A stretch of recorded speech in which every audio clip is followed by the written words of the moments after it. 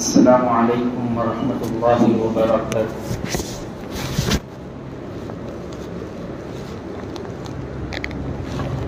الحمد للہ رب العالمین، والصلاة والسلام علی سید الانبیاء والمرسلین وعلی آلہ واصحابہ اجمعین، اما بعد، قال اللہ تبارک و تعالی فی کلامہ المجید والفرقان الحمید، اعوذ باللہ من الشیطان الرجیم، بسم اللہ الرحمن الرحیم،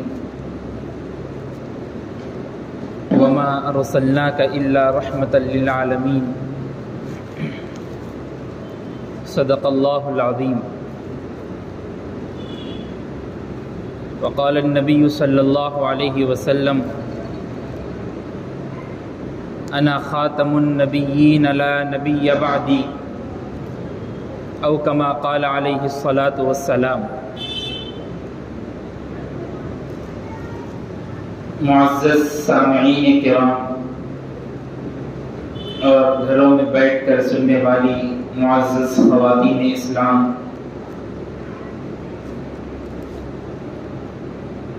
آپ بخوبی اس بات سے واقف ہیں کہ ہم سیرت النبی صلی اللہ علیہ وسلم پر بات کر رہے ہیں، اور ربیع الاول کی مناسبت سے حضور اکرم صلی اللہ علیہ وسلم کی زندگی کو لگاتار 4 جمعوں سے سن رہے ہیں الحمدللہ، اور حضور اکرم صلی اللہ علیہ وسلم کی زندگی سن کر عمل کرنے والا ہی سچا پکا مسلمان اور ایمان والا بنتا ہے۔ اور ہم نے ماقبل جمعے میں ہجرت نبوی صلی اللہ علیہ وسلم پر بات کی تھی کہ کیسے اللہ کے رسول صلی اللہ علیہ وسلم نے طائف والوں کو دین کی دعوت دی، پھر حضرت خدیجہ الکبریٰ رضی اللہ عنہا ابو طالب کا انتقال ہوا، وہ دل میں صدمہ تھا۔ اس کے بعد اللہ کے رسول صلی اللہ علیہ وسلم کو اللہ نے معراج پر بلایا تاکہ جو دل میں صدمہ ہے، ایک طائف کا، ایک حضرت خدیجہ کی وفات کا اور ابو طالب کی وفات کا، جس کو عام الحزن اللہ کے رسول صلی اللہ علیہ وسلم کہا کرتے تھے، وہ صدمہ کم ہو جائے اور اللہ تبارک و تعالی سے ملاقات بھی ہو جائے۔ ہم نے ڈیٹیل میں معراج نبوی صلی اللہ علیہ وسلم پر بات نہیں کی، اس لیے کہ شب معراج کی رات میں اکثر بات ہوتی رہتی ہے۔ اس کے بعد اللہ کے رسول صلی اللہ علیہ وسلم حضرت ابوبکر صدیق رضی اللہ تعالیٰ عنہ کے ساتھ مدینے کی طرف، یثرب کی طرف ہجرت کرنے کے لیے چلے۔ پھر غار ثور میں وہ حضرت ابوبکر صدیق رضی اللہ تعالیٰ عنہ کی زندگی کا وہ اہم ترین واقعہ، جس کے بارے میں حضرت عمر رضی اللہ تعالیٰ عنہ کہا کرتے تھے کہ میں حضرت ابوبکر صدیق رضی اللہ عنہ سے کبھی نیکیوں میں آگے نہیں ہو سکتا۔ اگر میرے پاس جتنی نیکیاں ہیں، مال ہے، دولت ہے، تجارت کا سامان ہے، ان سب کو میں ابوبکر صدیق کو دے کر صرف وہ 3 راتیں جو غار ثور میں گزاری تھی، وہ اگر مجھ کو دے دی جائے تو ان ساری چیزوں سے زیادہ فضیلت ان 3 راتوں کی۔ اس لیے ابوبکر صدیق رضی اللہ تعالیٰ عنہ کا مقام و مرتبہ حضرت عمر سے زیادہ ہے۔ اور خود اللہ کے رسول صلی اللہ علیہ وسلم فرماتے ہیں کہ میں نے دنیا والوں میں سب کا قرض اتار دیا، جتنا احسان مجھ پر کیا گیا تھا سارا احسان میں نے چکا دیا، لیکن ابوبکر صدیق رضی اللہ تعالیٰ عنہ کا بدلہ میں پورا نہ دے سکتا۔ یہ حضرت ابوبکر صدیق رضی اللہ تعالیٰ عنہ کی فضیلت تھی جو اللہ کے رسول صلی اللہ علیہ وسلم نے دنیا والوں اور صحابہ کرام رضوان اللہ علیہم اجمعین کے سامنے سنائی۔ اس کے بعد جب مسجد نبوی اور اللہ کے رسول صلی اللہ علیہ وسلم مدینے کی طرف ہجرت کیے تو ایک مقام پر رکے سب سے پہلے، جس کو آج قباء کے نام سے یاد کیا جاتا ہے۔ اور مسجد قباء اللہ کے رسول صلی اللہ علیہ وسلم نے خود اپنے ہاتھوں سے بنفس نفیس خود تعمیر کی، اور صحابہ کرام نے بھی تعمیر کی۔ وہ مسجد قباء کا جو حصہ تھا وہ کلثوم بن ہدم رضی اللہ تعالیٰ عنہ کا تھا، اور وہاں پر لوگ آ کر اپنے کھجوروں کو سکھایا کرتے تھے اس حصے میں. تو اللہ کے رسول صلی اللہ علیہ وسلم اس جگہ پر قیام کرنے کے بعد یہ ارادہ کیا کہ ایک مسجد تعمیر کی جائے. اور مسجد تعمیر کرنے میں اللہ کے رسول صلی اللہ علیہ وسلم نے اپنے ہاتھ سے پتھر اٹھا کر لا کے رکھا. اور اتنے وزندار پتھر تھے, صحابہ کہتے تھے کہ اللہ کے رسول صلی اللہ علیہ وسلم آپ رک جائیے, ہم ہیں پتھر اٹھانے کے لیے ہم لا کر رکھ دیں گے. اور اللہ کے رسول صلی اللہ علیہ وسلم نے محنت کی مسجد قباء بنانے میں اور صحابہ کرام نے. آپ دیکھیے, ہم جب بھی کسی محلے کو, کسی ایریے کو اور کسی سوسائٹی کو بنانا سوچتے ہیں, سب سے پہلے ہمارے ذہن میں بات یہی آتی ہے کہ ہم اپنے گھر کو کیسے اچھے بنائیں. اس کے بعد دوسری سیکنڈ نمبر پہ بات یہ آتی ہے کہ بھائی یہ محلہ اور سوسائٹی تو بن گئی, اب ضرورت اس بات کی ہے کہ چائے پینے ہم کہیں باہر نہ جائیں, ہوٹل کا اگر انتظام ہو جائے گلی اور محلے میں تو بہت خوب بات ہے. چلو ہوٹل کا بھی انتظام ہو گیا. اب ہوٹل کا انتظام ہو گیا تو ساتھ ہی ساتھ اگر ڈبے کا انتظام ہو جائے تو پھر اور کہیں جانے کی ضرورت نہ پڑے. تو گھر بھی آ گیا, چائے کی ہوٹل بھی آ گئی, ساتھ میں ڈبہ بھی آ گیا, تینوں چیزیں ہو گئی. اب اور ایک چیز کیا ضرورت ہے, اب بیٹھنے کے لیے چبوترے کی ضرورت ہے, جہاں پر بیٹھ کر ہم گپ شپ بازی کریں, لوگوں سے ہنسی مذاق کریں اور رات میں دل لگی اور دن پورا ویسے ہی گزارتے سوتے ہو. ہمارا ٹارگٹ, ہماری ذہنیت یہاں تک محدود ہے. اور اللہ کے رسول صلی اللہ علیہ وسلم ابھی مدینہ پہنچے بھی نہیں, یہ صرف سے کئی میل کے فاصلے پر ہے. آج بھی جا کے دیکھیے مسجد قباء میں اللہ کے رسول صلی اللہ علیہ وسلم فرماتے ہیں جس نے مسجد قباء میں ایک نماز ادا کی اس کو ایک عمرے کا ثواب لکھا جائے. جائیے مسجد قباء کو اور جو دیکھ کے آئے ان سے پوچھیے کتنی دور کے فاصلے پر ہے. اتنی دور رہنے کے باوجود بھی سب سے پہلے جب انٹر ہوتے ہیں اس سرزمین پر تو سوچ رہے کیا, اللہ کے گھر کی تعمیر, محلے کو سجانے کی نہیں, محلے کو بنانے کی نہیں, سوسائٹی کو تعمیر کرنے کی نہیں, بلڈنگز کو, بڑے بڑے گھروں کو بنانے کی ضرورت نہیں, پہلے مسجد بنائیے, خود بخود لوگ جڑتے ہوئے نظر آئیں. اس لیے آج علماء کا نظریہ یہ ہے, علماء کی بات یہی ہے عوام تک کہ اپنے مسائل کو اور اپنے آپ کو مسجد سے جوڑے رکھیے. اگر آپ مسجد سے جوڑے رہیں گے تو پھر آپ کے ہر مسئلے کا حل نکلتے ہوئے نظر آئیں گے. ورنہ اگر آپ مسجد سے کٹ گئے تو یاد رکھیے اللہ کے گھر سے کٹ جائیں گے تو پھر نہ دنیا میں رہیں گے نہ آخرت میں. اللہ کے رسول صلی اللہ علیہ وسلم نے سب سے پہلے مسجد قباء کی تعمیر کی. اسی کی فضیلت میں اللہ تبارک و تعالیٰ نے قرآن مجید میں آیت ذکر اور کہا لمسجد اسس علی التقوی, یہ مسجد جو بنائی گئی ہے اس کا بنانے کا اصل کام تقوی کی بنیاد ہے. من اول یوم احق ان تقوم فیہ فیہ رجال یحبون ان یتطہروا واللہ یحب المطہرین. اب لوگ اس میں کھڑے ہو جائیں اور جو لوگ کھڑے ہوئے ہیں وہ پاک صاف ہے اور اللہ پاک صاف رہنے والوں کو پسند فرماتے ہیں. صحابہ کرام کی فضیلت کو ہی بتایا گیا, ان کے مقام کو ہی بتایا گیا, اور مسجد کی بنیاد تقوی پر رکھی گئی. اور تقوی کسے کہتے ہیں؟ تقوی اللہ سے ڈر اور خوف کی علامت کو کہتے ہیں. ہم چار دیواری میں گناہ بھی کر رہے ہیں تو ہمارے اندر, ہمارے نفس میں یہ ڈر اور حیبت ہو کہ بھائی چار دیواری تو بند ہے, اوپر چھت بھی ہے, گھر کو لاک بھی ہے اور لائٹ بھی بند ہے, لیکن دیکھنے والی ذات تو ہمیشہ مجھ کو دیکھ رہی, اس کی نظر سے تو میں کہیں دور نہیں جا سکتا. تو وہی تقوی جب دل میں وہ اللہ کا ڈر اور خوف پیدا ہو گیا تو آپ سوچئے, آپ سمجھ نہیں سکتے آپ اللہ کے کتنے محبوب بندے بنے. اللہ کے رسول صلی اللہ علیہ وسلم نے صحابہ سے پوچھا کہ بتاؤ تمہاری پاکی کی تعریف اللہ نے کی, تم پاکی کیسے کرتے ہو کہ اللہ نے تمہاری تعریف کر دی؟ تو صحابہ کرام نے کہا کہ ہم پاکی پہلے استنجا کرنے کے بعد ڈھیلے سے صاف کرتے ہیں, پھر پانی کا استعمال بھی کرتے ہیں. تو اللہ کے رسول صلی اللہ علیہ وسلم نے مسکرا کر کہا کہ یہی پاکی ہے جو اللہ کو پسند ہے. تو آج کل ہم استعمال ڈھیلے کا نہیں کرتے لیکن پانی کا استعمال کرتے. تو علماء کرام کہتے ہیں کہ پانی کا استعمال بھی اتنی کثیر تعداد میں ہو کہ نجاست کا شبہ بھی باقی نہ رہے, تو جب جا کے پاک ہو جائیں. اللہ کے رسول صلی اللہ علیہ وسلم نے مسجد قباء کی جب تعمیر کی, 24 دن کے بعد جب مسجد قباء سے نکلے, اس حصے سے, اس گاؤں سے, اس دیہات سے نکلے, مسجد نبوی یعنی مدینہ منورہ یثرب کی طرف نکلے, تو بیچ میں جمعے کا دن تھا. اور جمعے کے دن اللہ کے رسول صلی اللہ علیہ وسلم بنو اسلم کے مقام پر پہنچے. اور وہاں بھی ایک مسجد تھی، اس مسجد میں اللہ کے رسول صلی اللہ علیہ وسلم نے نماز جمعہ پڑھائی، جس کو آج آپ ابھی بھی جائیے اور میپ پہ بھی دیکھیے، اس کو آج مسجد الجمعہ کہا جاتا ہے، اس کا نام ہی رکھ دیا گیا کہ جمعے کی مسجد، جہاں پر اللہ کے رسول صلی اللہ علیہ وسلم نے سب سے پہلا جمعے کا خطبہ دیا لوگوں کے سامنے۔ اور جمعے کا خطبہ کس نہج پہ دیا؟ 3 باتیں جمعے کے خطبے میں بتائی۔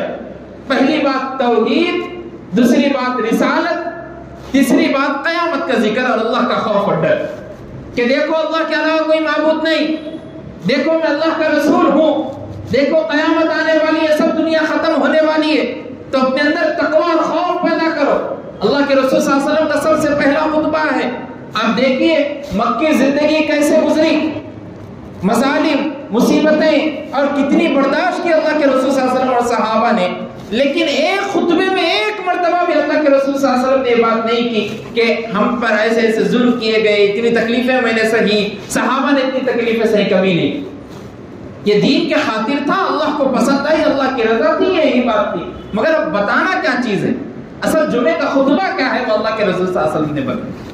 اور سب سے پہلا یہ خطبہ تھا جمعے کے دن، اور جب لوگوں کو معلوم ہوا یثرب سے قریب ہے مسجد الجمعہ مدینے سے، لوگوں کو معلوم ہوا تو والہانہ محبت میں، اشتیاق میں، مشتاقانہ محبت میں آپ کے پاس آ گئے اور آپ کے ارد گرد آ کر پورے آپ کے اونٹنی پر بیٹھے اور پورے ارد گرد ہے اور آپ کے پاس کہہ رہے ہیں کہ اللہ کے رسول صلی اللہ علیہ وسلم ہمارے گھر پر چلیے، ہمارے گھر پر چلیے، ہمارے گھر پر چلیے۔ کوئی کہہ رہے ہیں کہ آپ ہمارے گھر پر آئیے، کوئی کہہ رہا ہے کہ آپ ہمارے گھر پر آئیے۔ اللہ کے رسول صلی اللہ علیہ وسلم نے کہا کہ اس اونٹنی کی لگام کو میں نے چھوڑ دیا ہے، اب یہ اونٹنی اللہ کی رضامند ہے، یہ جہاں پر جا کے رکے گی وہ اللہ کی طرف سے حکم ہوگا، وہ وہیں پہ رکے گی۔ میں اگر چاہوں کہ ان کے مقام پر جا کے رکوں تو بس ان کو ناراضگی ہوگی، اگر ان کے مکان پر جا کے رک گئے تو ان کو ناراضگی ہوگی۔ اس سے بہتر یہی ہے کہ اللہ جہاں پر اس اونٹنی کو رکانا چاہتے ہیں وہ اللہ رکا دے گا اور وہیں میرا قیام۔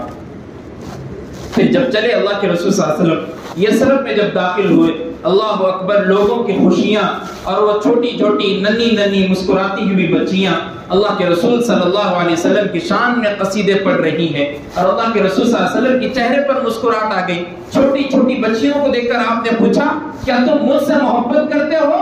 ان بچیوں نے کہا ہاں ہم آپ سے محبت کرتے ہیں۔ اللہ کے رسول صلی اللہ علیہ وسلم نے کہا میں بھی تم سے پیار کرتا ہوں۔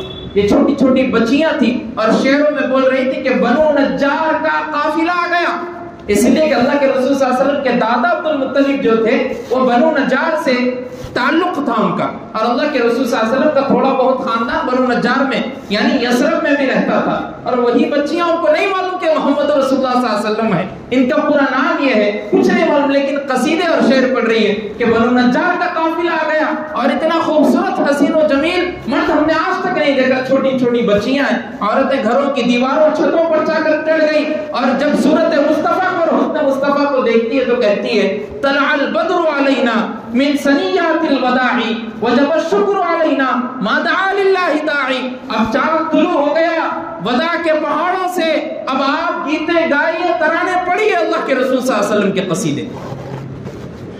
یہ ہے اللہ کے رسول صلی اللہ علیہ وسلم کا استقبال کرنے کا طریقہ، وہ نہیں ہے جو ہم نے 12 ربیع الاول میں کر کے دکھایا۔ اللہ اکبر، مساجد میں علماء نے، مفتیان نے، خطیبوں نے سمجھا دیا، سمجھا کر اپنی ہمت کو ختم کر دیا، لیکن آپ دیکھیں 12 ربیع الاول کے دن کیا کیا کام حیدرآباد میں ہوا۔ اللہ اکبر، میری آنکھوں نے وہ منظر دیکھا، میں پریشان ہو گیا کہ اب تک ویسا نہیں دیکھا گیا تھا۔ شادیوں میں جو مرفا بجایا جاتا ہے، جو ڈی جے لگایا جاتا ہے، وہی 12 ربیع الاول کے دن کیا گیا، اور ویسے ہی نہیں ڈی جے لگا کر ناچا جا رہا اور گھوما جا رہا۔ یہ کون سی ربیع الاول، کون سا میلاد آپ بنا رہے، سمجھ میں نہیں آیا۔ اللہ بچائے ایسے لوگوں سے۔ یہ عشق مصطفیٰ نہیں ہے، گستاخ مصطفیٰ۔ اللہ کے رسول صلی اللہ علیہ وسلم کے شان میں گستاخی ہو رہی۔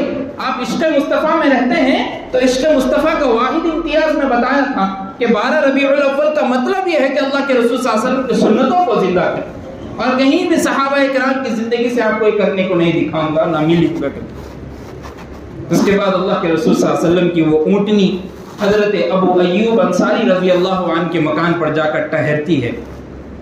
آپ کو معلوم ہونا چاہیے کہ حضرت ابو ایوب انصاری رضی اللہ تعالی عنہ بنو نجار کے رشتہ داروں میں سے تھے، تو اس لیے وہ اونٹنی بھی اللہ کی رضا کے خاطر وہیں پر جا کر رکتی ہے۔ حضرت ابو ایوب انصاری رضی اللہ تعالیٰ عنہ خوشبخت اور نیک بخت خوشی سے مسکراتے ہوئے جھومتے ہوئے دکھتے ہیں کہ اللہ کے رسول صلی اللہ علیہ وسلم اب میرے پاس رہیں. اور 2 منزلیں تھیں ابو ایوب انصاری رضی اللہ تعالیٰ عنہ کی. آپ نے خواہش ظاہر کی کہ اللہ کے رسول صلی اللہ علیہ وسلم آپ اوپر ٹھہریے, میں نیچے رہوں گا, اس لیے کہ اگر میں اوپر رہ گیا تو آپ کی شان میں, آپ کی تقریب میں, آپ کی تعظیم میں کچھ گستاخی نہ ہو جائے کہ میں آپ سے اوپر ہوں اور آپ نیچے.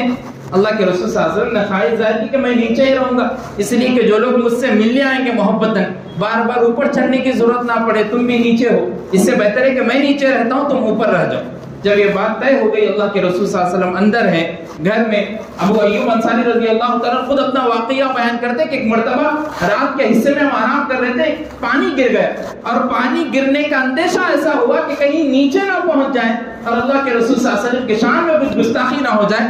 ہمارے پاس لحاف ایک ہی تھا اوڑھنے کے لیے, میرے پاس اور میری بیوی کے پاس اوڑھنے کی چادر ایک ہی تھی, اور سخت سردی کا زمانہ ہے. میں نے اس چادر کو کھینچا اور پورے پانی کو اس میں جذب کر دیا, اور ہم کانپتے ہوئے پوری رات گزار دی, لیکن ایک قطرہ بھی اللہ کے رسول صلی اللہ علیہ وسلم کے اس مکان پر گرنے لگا.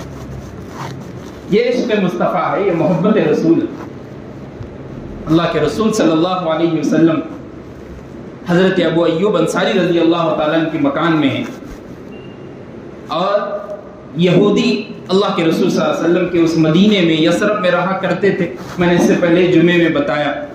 تو چند لوگ جن کا اسلام لانا اور ایمان لانا پوری یثرب کو ہلا کر رکھ دیا تھا, ان میں حضرت عبداللہ بن سلام رضی اللہ تعالیٰ عنہ کا نام سب سے پہلے آتا ہے, اس لیے کہ حضرت عبداللہ بن سلام رضی اللہ تعالیٰ عنہ یہودیوں کے بہت بڑے عالم تھے, بہت بڑے عالم تھے. یہودیوں کو ان پر غرور اور رشک تھا, ایٹیٹیوڈ تھا, تکبر تھا کہ ان سے بڑا عالم ہمارے میں نہیں. ایسے عبداللہ بن سلام, اور جب ان کو معلوم ہوا کہ ایک شخص آیا ہے مکے سے ہجرت کر کے مدینے میں آیا, اس کا کہنا یہ ہے کہ وہ آخری نبی ہے, جو ان کو چیزیں معلوم ہوئی, تو یہودیوں نے ایک میٹنگ بٹھائی اور کہا کہ عبداللہ بن سلام تم سوالات تیار کرو, اور سوالات تیار کرنے کے بعد ان سے جا کر پوچھنا, سوالات کے جواب لے کے آنا. جب عبداللہ بن سلام رضی اللہ تعالیٰ عنہ کو ان لوگوں نے, ابھی اسلام نہیں لائے, اس سے پہلے ان لوگوں نے سوالات جمع کر کے دے دیے, اور اتنی بڑی سوالات کی ایک پرچی تیار ہوئی اور تیار کی گئی, اور کہا گیا کہ ان پورے سوالات کو پوچھنا اور ان کے جوابات لے کے آنا. اور وہ لوگ یہ سوچ رہے تھے کہ عبداللہ بن سلام جب جائیں گے, ہمارے سب سے بڑے عالم ہیں, ہرا کے آ جائیں گے, ان کے پاس اتنے سوالات ہیں, جوابات کہاں سے دے سکیں گے. جب پہنچے اللہ کے رسول صلی اللہ علیہ وسلم کے مکان پر, ابو ایوب انصاری کے مکان پر, ابھی صرف صورت مصطفیٰ کو دیکھا ہے, ابھی صرف حسن مصطفیٰ کو دیکھا ہے, سوالات باقی ہے, سوالات کا پرچہ کھلا بھی نہیں. اس سے پہلے کہتے ہیں اشہد انک محمد رسول اللہ, میں گواہی دیتا ہوں کہ آپ اللہ کے رسول ہیں. ایمان لے کر آئے. پھر جب آئے, یہودیاں ویٹ کر رہے کہ ہمارے سب سے بڑے عالم اور مفتی گئے, سوالات لے کر گئے اور جوابات میں ہرا کر آئیں گے. جب آ رہے ہیں تو خوشی ہے, مسکراہٹ ہے, سینے میں حسن مصطفیٰ کی تصویر بیٹھی ہے اور جمال مصطفیٰ میں ڈوبے ہوئے ہیں. جب سامنے آتے ہیں تو یہودی کہتے ہیں ہم تو سمجھتے تھے کہ تم ہرا کر آ جاؤ, پر تم خود ہار کر آ گئے. عبداللہ بن سلام نے ایک بات کہی اور کہا, ایسا حسن والا اور ایسی صورت اور اس کی زبان سے کبھی جھوٹ نکل جائے یہ ہو نہیں سکتا, اس لیے میں ایمان لے کر. جب یہودیوں کو اتنا بڑا جھٹکا لگا کہ ہمارے سب سے بڑے عالم صرف صورت مصطفیٰ کو دیکھ کر ایمان لے کر آئے, تو پھر ہمارا حال کیا ہوگا, کیسا ان کے اندر رعب, کیسا ان کا حسن ہوگا, اور کیسے انہوں ہوں گے, ابھی کچھ نہیں معلوم. عبداللہ بن سلام رضی اللہ تعالیٰ عنہ کا ایمان لانے کا واقعہ سیرت ابن ہشام میں اور دیگر کتابوں میں ذکر کیا گیا. اس کے بعد حضرت سلمان فارسی رضی اللہ تعالیٰ کا واقعہ بیان کیا جاتا ہے, اور فارس کے رہنے والے تقریباً ان کے بارے میں آتا ہے کہ 250 یا 350 سال تک زندہ. سب سے زیادہ باحیات رہنے والے صحابی حضرت سلمان فارسی رضی اللہ, اس لیے کہ ان کو فکر تھی, وہ فارس میں رہتے تھے اور فارس میں صرف بتوں کا کام ہوتا تھا, بتوں کی پوجا کرتے تھے, اس کے علاوہ کچھ بھی نہیں تھا. ان کے باپ خود بتوں کی پوجا کرتے تھے. تو انہوں نے یہ سوچے کہ یہ بہت صحیح کام نہیں دکھ رہا, میں اچھے دین کو ڈھونڈنے کے لیے نکلتا ہوں. اور جب انہوں ایک مقام پر پہنچے تو وہاں پر یہودیوں کا دین تھا, ان کو وہ دین پسند آ گیا, وہ یہودی بن گئے. اور جب یہودی بن کے پھر تھوڑی دیر بعد کسی اور ملک کو نکلے تو نکلنے سے پہلے ان کو تھوڑے چند لوگوں نے قید ہی کر لیا، غلام بنا لیا، اور غلامی میں تقریباً انہوں نے کئی زندگی گزاری۔ اور جب ان کو معلوم ہوا، مکہ غلام بنا کر لے آیا گیا ان کو، تو معلوم ہوا کہ ایک نبی آئے ہیں، اس لیے کہ ان کو یہودیت کے بارے میں پورا علم تھا، انہوں نے پوری کتابیں پڑھ لیے تھے، تو ان کو معلوم تھا کہ ایک نبی آنے والے جس کے بارے میں حضرت موسیٰ علیہ السلام نے بتایا ہے، وہ نبی آ چکے۔ جب ان کو معلوم ہوا تو پھر وہ ملنے کے لیے جا رہے تھے، اس سے پہلے پھر ان کو غلام بنا لیا گیا، قید کر لیا گیا، اور قید کر کے یثرب لایا گیا، وہ مدینے میں تھے، اور اللہ کے رسول صلی اللہ علیہ وسلم مدینے میں ہیں۔ حضرت سلمان فارسی خود اپنا واقعہ نقل کر رہے ہیں، سیرت ابن ہشام میں موجود ہے، کہتے ہیں میں کھجور توڑنے کے لیے اوپر تھا جھاڑ پر، معلوم ہوا اور میرا مالک نیچے بیٹھا ہے، اور مجھ کو معلوم ہوا کہ اللہ کے رسول صلی اللہ علیہ وسلم جس بارے میں سنا جا رہا تھا ان کو دیکھ کر عبداللہ بن سلام نے ایمان لایا ہے۔ جیسے ہی مجھ کو معلوم ہوا، میری سچویشن اور میری حالت ایسی ہو گئی، جو کھجور کا گچھا تھا میں یہ سمجھ بیٹھا کہ وہ میرے مالک پر دھڑام سے گر پڑا۔ مطلب بتانے کا یہ ہے کہ اب میری جان میں جان نہیں رہی، میں چاہ رہا تھا کہ میں دیکھوں ان کو۔ اور انہوں نے چند باتیں کتاب میں پڑھی تھی، تورات اور انجیل میں، کہ جو نبی آئیں گے وہ کبھی صدقہ قبول نہیں کریں، اگر صدقہ قبول بھی کرے تو خود نہیں کھائیں گے، لوگوں کو کھلا دیں گے۔ تو ان کو معلوم تھی یہ بات۔ اور ایک بات پڑھے تھے کہ ہدیہ اگر ان کو دیں گے تو خود بھی قبول کریں گے اور صحابہ کو بھی کھلائیں گے، اور ان کے دو شانوں کے درمیان پیٹھ پر مہر نبوت لگی ہوئی ہوں گی، تو سمجھ لینا وہ نبی ہے۔ حضرت سلمان فارسی عالم تھے یہودیوں کے، جب پہنچے تو اللہ کے رسول صلی اللہ علیہ وسلم کے سامنے پہلے کھجور کا گچھا لیا اور لے کر صدقہ بول کے دی کہ صدقہ ہے میرے لیے۔ اللہ کے رسول صلی اللہ علیہ وسلم نے کہا کہ میں صدقہ لیتا نہیں، صحابہ کو کھلا دیجئے، لوگ جو آس پاس بیٹھے ان کو دے دی۔ سمجھ گئے، چلو پہلی علامت معلوم ہو گئی۔ پھر تھوڑے دن کے بعد گئے کہ یہ کھجور کا گچھا اور ہدیہ ہے، اور جب ہدیہ لایا گیا اللہ کے رسول صلی اللہ علیہ وسلم اس کو بخوشی قبول فرمائے، خود بھی نوش فرمائے اور صحابہ کرام کو بھی کھلائے۔ سمجھ گئے کہ دوسری علامت بھی پوری ہو گئی۔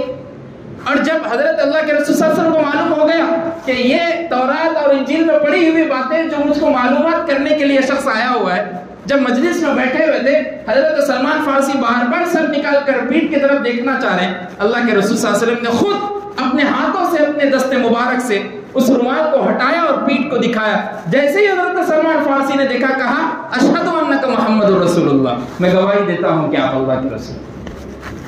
حضرت سلمان فارسی رضی اللہ تعالیٰ کا ایمان لانا، خود اپنی زبان مبارک سے ایمان لانے کا واقعہ نقل کرنا۔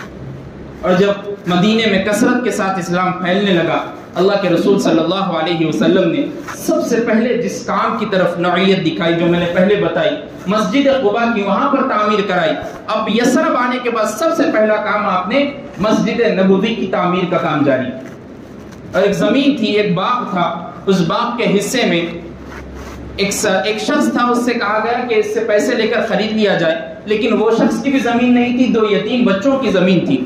اور جب دو یتیم بچوں کو لایا گیا تو یتیم بچے خواہش ظاہر کیا کر رہے ہیں، اللہ کے رسول صلی اللہ علیہ وسلم مسجد بنانے کے لیے آپ جگہ لے رہے ہیں، ہماری طرف سے قبول کر لیجئے، ہم کو اس کے بعد بدلے میں مال اور قیمت کا کوئی ضرورت نہیں۔ اللہ کے رسول صلی اللہ علیہ وسلم کیا کہہ رہے ہیں، نہیں، قیمت لینی پڑی۔ ابو بکر صدیق رضی اللہ تعالیٰ کے مال میں سے نکال کر کچھ قیمت ادا کی، اور جب زمین خریدی گئی، اللہ کے رسول صلی اللہ علیہ وسلم اس زمین پر جھاڑیں تھی اور طرح طرح کے کانٹے تھے اور مشرکین کے قبریں تھیں، ان سب کو اکھاڑ پھینکنے کا حکم دیا، سب کو لیول کر دیا گیا۔ اللہ کے رسول صلی اللہ علیہ وسلم نے سب سے پہلے اپنے دست مبارک سے اٹھا کر پتھر رکھا، اور مسجد نبوی کی تعمیر کرنے میں سب سے پہلا کام اور سب سے پہلا ہاتھ اللہ کے رسول صلی اللہ علیہ وسلم۔ جب مسجد نبوی کو تعمیر کیا گیا، کھجور کے شاخوں کی پتیاں باہر لگائی گئی، دیواریں نہیں ہیں۔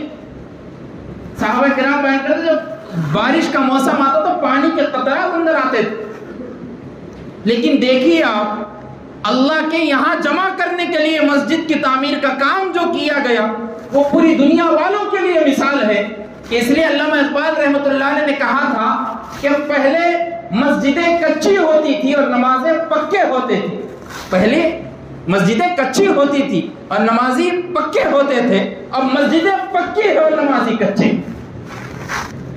پہلے ٹھہرتے تھے نماز پڑھنے تو پانی آ گیا، اگر طوفان چلا گیا تو پھر مسجد کا ایک دیوار کا حصہ جو تھا دھڑام سے گر پڑا اور کئی لوگ وہیں شہید ہو گئے۔ لیکن آج مسجدوں میں اے سیاں ہیں، فینس موجود ہے، لائٹس ہے، الگ الگ RCC کی ہے، اوپر اچھے سے چھت ڈال کر بنا دیا گیا، لیکن مسجد میں نماز ادا کرنے والوں کا دل اللہ کی طرف رہنے کے بجائے کسی اور کام میں. نماز تو پڑھ لی، رکعت تو باندھ لیے، تشہد بھی پڑھ رہے، سب زبان سے ادا کر رہے، لیکن پورا دل مارکیٹنگ میں ہے، تجارت میں ہے. اب کام کیسا ہوگا، زمین خریدنا ہے، فلاں خریدنا ہے، گاڑی خریدنا ہے، کار خریدنا ہے، فلاں بچی کی شادی کرانا ہے، اسکول میں بچے کو ڈالا گیا، کالج میں میری بیٹی پڑھ رہی، کیسا کام ہوگا، سعودی کا ویزا نکل گیا، دبئی سارے چیزیں نماز میں آتے ہیں.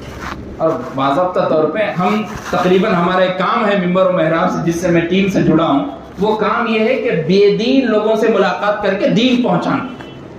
وہ کام کو ہم کر رہے ہیں الحمدللہ. ایسے ایسے لوگ ہیں، اللہ بچائے، آپ پریشان ہو جائیں گے، مسلمان ہیں لیکن غسل کرنے کا طریقہ ہی نہیں معلوم. ابھی آتے آتے میں مسجد سے ایک آدمی سے ملاقات کر کے غسل کیسے کرتے، تو میں بول رہا مجھ صاحب صابن، شیمپو، پانی اور جگ، بس ہو گیا. تو پانی نہ لیے، شیمپو لگا لیے، صابن لگا لیے، پانی نہ لیے، ہو گیا غسل ہو گیا.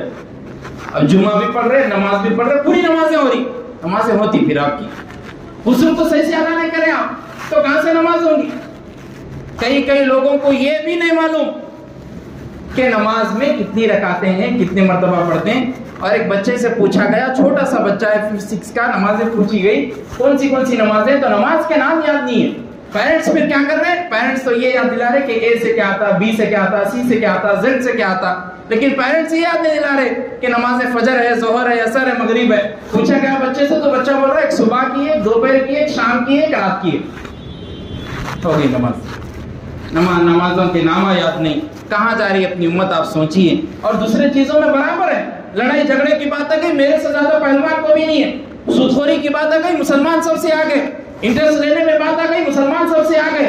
کسی کو مار دیا گیا، مسلمان سب سے آگے. قتل ہو گیا کسی کا، مسلمان سب سے آگے.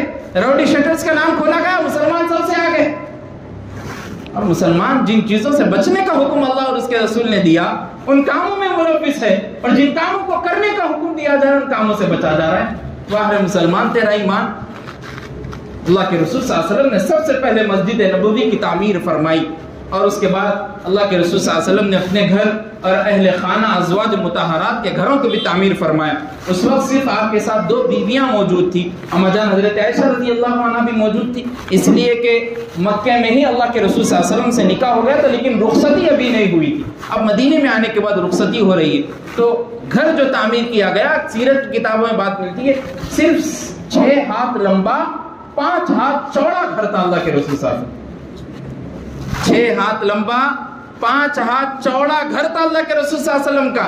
اور دیواریں نہیں تھی، کوئی پردہ ایسا تھا جس کے پیچھے سے ادھر ادھر کا نہیں دکھتا تھا، وہ پردہ دیوار کے نام پر ڈالا گیا. اللہ اکبر. اما جان حضرت عائشہ بیان کرتی ہے، اگر گھر میں اللہ کے رسول صلی اللہ علیہ وسلم داخل ہوتے تھے اس وقت تو کھڑ نہیں سکتے تھے، اس لیے کہ اگر کھڑے ہو گئے تو سر مبارک دیوار کو لگتا تھا، چھت کو لگتا تھا، اس لیے بیٹھ کر پوری بات کیا کرتے. اللہ اکبر. شہنشاہ کونین ہے، سردار رسالت ہے اللہ کے رسول صلی اللہ علیہ وسلم. اور ایسا گھر اور ان گھر میں رہنے والے کے قدموں کو چومنے والے حضرت جبرائیل علیہ الصلوۃ والسلام. اس لیے میں کہا کرتا ہوں کہ سورج چاند بتا، تاریخ میں اتنے گھر ملے، اتنی تاریخوں کو، اتنی قوموں کو تو نے دیکھ لیا، اگر محمد مصطفیٰ جیسا گھر آج تک دیکھا ہے تو بتا کہیں. تو سورج اور چاند بھی بیکار ہے کہ بتا نہیں سکتے محمد مصطفیٰ صلی اللہ علیہ وسلم کے گھر جیسا کوئی اور گھر. یہ نبی کائنات کی ہستی تھی جنہوں نے ایمان کی خاطر اپنے آپ کو قربان کر دیا، اور صحابہ کرام کی جماعت تھی. اس کے بعد اللہ کے رسول صلی اللہ علیہ وسلم نے سب سے پہلا جو کام کیا، مسجد نبوی تعمیر فرمائی. اس کے بعد اذان کا جو حکم ملا، اب اذان کی جب باری آئی تو رائے رکھی گئی. کسی نے یہ رائے دی کہ شمع جلائی جائے، کسی نے کہا کہ زوردار آواز کی جائے، کسی نے کہا کہ ڈنکا بجا دیا جائے. اللہ کے رسول صلی اللہ علیہ وسلم نے سارے کاموں کو چھوڑ دیا، اس لیے کہ یہ مشرکانہ کام تھے جو کافر کیا کرتے تھے ان کی عبادت گاہوں کی طرف متوجہ کرنے کے لیے. حضرت عمر رضی اللہ تعالیٰ نے ایک دلیل رکھی اور بات کہی، قول رکھا اور کہا کہ اللہ کے رسول صلی اللہ علیہ وسلم جب بھی نماز کا ٹائم ہو جائے تو ایک آوازدار آدمی کو ہم بھیجر گئے، الصلاۃ جامعہ، جماعت کھڑے ہونے والی، نماز کا ٹائم ہو گیا، اب آ جائیے نماز کی طرف. تو اللہ کے رسول صلی اللہ علیہ وسلم کو ادا پسند آئی، اور سب سے زیادہ تیزدار آواز والے حضرت بلال حبشی رضی اللہ تعالیٰ عنہ تھے. اب اللہ نے بھی قبول فرمایا حضرت بلال حبشی. حضرت بلال حبشی کو حکم دیا کر، حضرت بلال حبشی وہی کام کرتے تھے۔ اب اس کے بعد اللہ کے رسول صلی اللہ علیہ وسلم، حضرت عمر رضی اللہ تعالیٰ عنہ اور ایک صحابی ان کے خواب میں جب یہ آذان والے کلمات جو آج تک ہم دیتے ہیں وہ ان کو جب خواب میں بتلائے گئے تو یہ اللہ کے رسول صلی اللہ علیہ وسلم نے کہا کہ یہ من جانب اللہ ہے، یہ آذان کے کلمات تم بلال حبشی کو یاد دلا دو۔ جب بلال حبشی رضی اللہ تعالیٰ عنہ کو کلمات یاد دلا دیے گئے، وہی آذان جو اللہ کے رسول صلی اللہ علیہ وسلم کے دور میں ہوا کرتی تھی آج بھی وہی آذان دی جاتی ہے اور قیامت تک وہی آذان دیتی جائے گی۔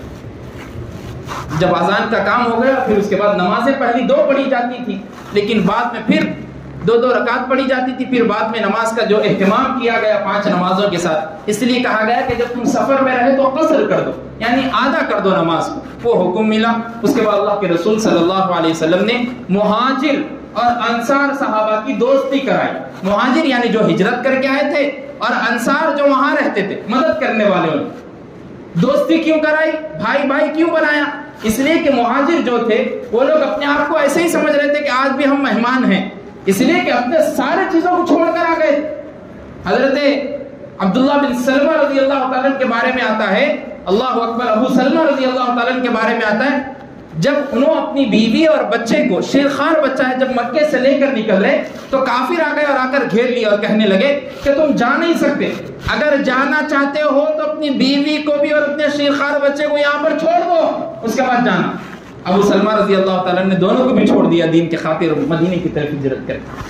ایسا ہجرت صحابہ کرام نے کیا، اللہ اکبر۔ تو صحابہ کو معلوم تھا کہ اپنے آپ کو اجنبی اور مہمان سمجھ رہے تھے۔ اللہ کے رسول صلی اللہ علیہ وسلم کو یہ بات جب بھنک لگی تو پوروں کو بٹھایا۔ اس کے بعد اللہ کے رسول صلی اللہ علیہ وسلم حضرت انس بن مالک کے گھر پر بیٹھے اور پوروں کو بھائی بھائی بنایا اور کہا کہ تم آپس میں بھائی بھائی ہو، جب بھی تمہیں کوئی دشواری پیش آئے تو تم اپنے بھائی سے ملاقات کر دینا۔ حضرت ابو ربیع انصاری رضی اللہ تعالیٰ کے بارے میں آتا ہے کہ ان کو حضرت زبیر رضی اللہ تعالیٰ کا بھائی بنا دیا گیا۔ حضرت زبیر مہاجر ہے، ہجرت کر کے آئے، حضرت ربیع بن انصاری انصاری ہے، انصار میں مدینے میں رہنے والے، جب ان کو آپس میں بھائی بھائی بنا دیا گیا، حد یہ ہو گئی کہ ہر صحابی اپنے کو کہہ رہا ہے کہ یہ لو میرے گھر کا سامان ہے، آدھا تمہارا ہے آدھا میرا ہے، آدھی جائیداد تمہاری آدھی میری، اس لیے کہ تم میرے بھائی ہو۔ اللہ کے رسول صلی اللہ علیہ وسلم نے کہہ دیا، اب بس کہہ دیا کہ اب بھائی ہو۔ حضرت ربیع بن انصاری رضی اللہ تعالیٰ کے بارے میں آتا ہے، حد ہو گئی کہ اپنے گھر کو لے گئے اور حضرت زبیر سے کہہ رہے کہ دیکھو میری 2 بیویاں ہیں، ایک کو میں طلاق دے دوں گا، تم نکاح کر لے۔ بھائی بھائی بنا دیا گیا تو بیویوں کو بھی طلاق میں دے دوں گا، ایک کو تم نکاح کر لینا۔ حضرت زبیر نے کہا کہ کوئی ضرورت نہیں، حضرت عبد الرحمن بن عوف بھی تھے کہ کوئی ضرورت نہیں ایسا کرنے کی، صرف آپ ہمیں یہ بتائیں کہ بازار کہاں لگتا ہے، ہم تجارت کرنا شروع کر دیں۔ اللہ اکبر۔ مدینے میں آ کر مہاجر صحابہ نے جو ہجرت کیے ہوئے تھے، بنی قینقاع جہاں پر بازار لگا کرتا تھا، وہاں پر جا کر اپنی کھجوریں خریدی، گھی خریدا، ستو خریدا، اس سے اپنی تجارت شروع کی۔ اس کے بعد حضرت عبد الرحمن بن عوف رضی اللہ تعالیٰ کے بارے میں آتا ہے، تجارت کرتے کرتے اتنے مالدار ہو گئے تھے کہ ان کا سامان تجارت مدینے سے 100 اونٹوں پر نکلا کرتا تھا۔ آتے وقت تو ایک بھی اونٹ نہیں تھا، لیکن جب تجارت کیا تو 100 اونٹوں پہ اپنا مال تجارت سامان بیچنے کے لیے نکلا جائے۔ ایسے محنتی تھے مکے میں رہنے والے۔ اس کے بعد کئی واقعات ہوئے، ٹائم بہت زیادہ ہو گیا، انشاءاللہ ہم پھر اگلے جمعے کو بیان کریں گے انشاءاللہ۔ اللہ سے دعا ہے کہ اللہ ہم سب کو کہنے سننے سے زیادہ عمل کی توفیق عطا فرمائے۔ وآخر دعوانا الحمدللہ۔